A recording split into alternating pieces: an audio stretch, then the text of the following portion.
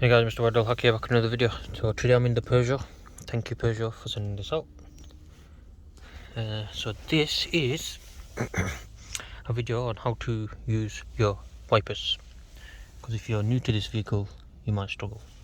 So yeah, so I'm in electric mode right now. So if you hold it, like push it towards you, you should wipe, spray and wipe. Yeah, it's a very slow wiper.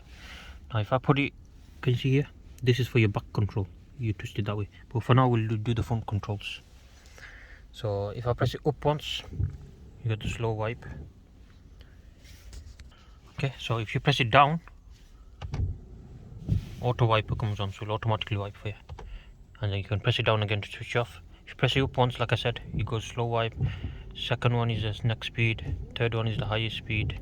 That's your full speed there. Now switch off, please. Okay. And now for the back one, if you press it once, you turn it on. Can you see? And then if you want to wipe it, like fully wipe it, like send the spray out, you hold it, piece of pulling it, there you go, and then switch off, there you go guys. And then this, no, that's just for this stuff, that's got nothing to do with the wipers. So yeah, that's pretty much all the wiper controls, I believe.